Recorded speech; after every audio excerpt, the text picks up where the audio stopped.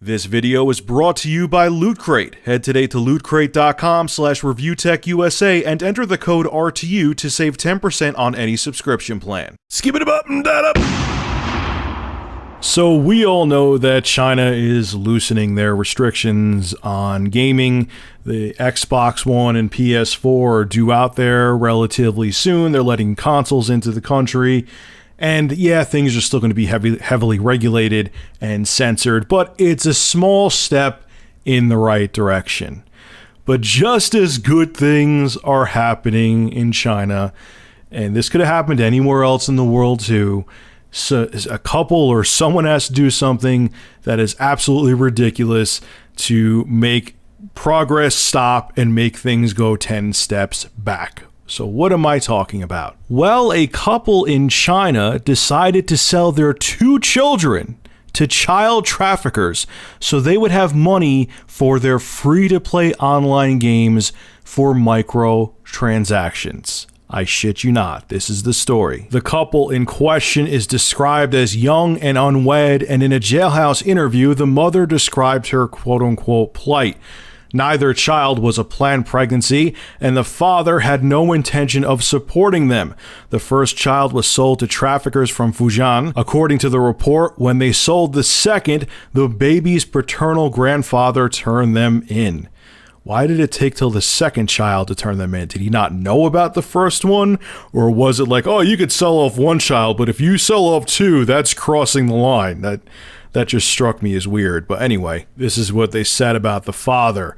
The father likes buying items in online games, and he likes staying out all night at internet cafes. Not only were the children seen as a drain on the money he'd spend on those games, the proceeds from selling them went to fund his online gaming habit. Now, getting off the topic of China here, because the Polygon articles try to turn into, oh, you know, China's all about censorship and they didn't want Battlefield 4 and they banned that and all the other crap I've talked about before, because this, I think, is a bigger thing than China. It's a human nature thing.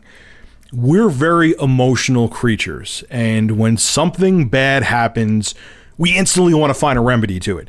We just, as soon as something, someone shoots someone with a gun, ban guns. Someone, ate too much McDonald's and killed themselves, ban McDonald's. Someone, smoked weed and crashed their car. Marijuana should never become legal. We always just ban, that's it. Close the door, don't think about it. We want it just to go away, and we want the problem to magically be solved.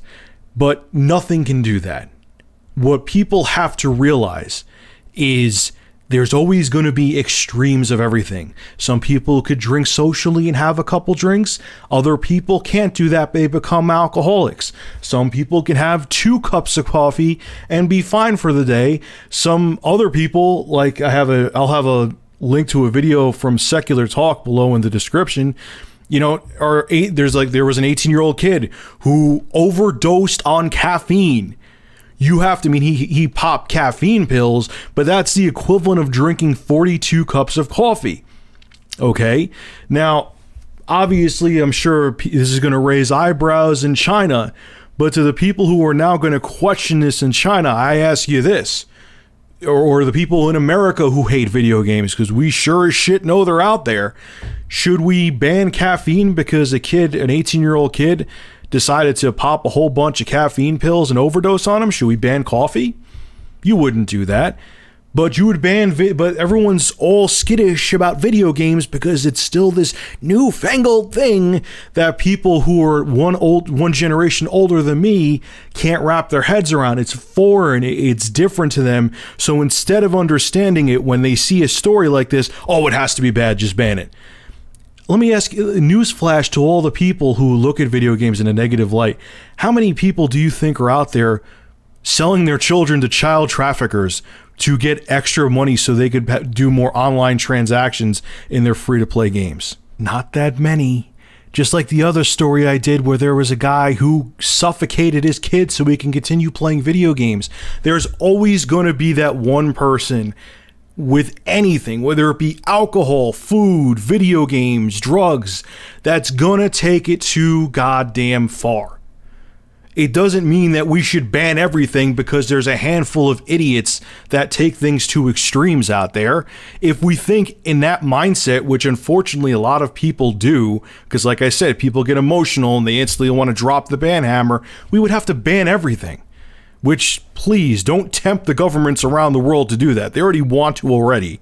Let's not give them any more fuel for their friggin' fires, please. Everyone just needs to take a step back, take a breather, and realize, unfortunately, there's people that are screwed up in this world. There's mentally disturbed people out there that are gonna do insane shit and take things to the extreme.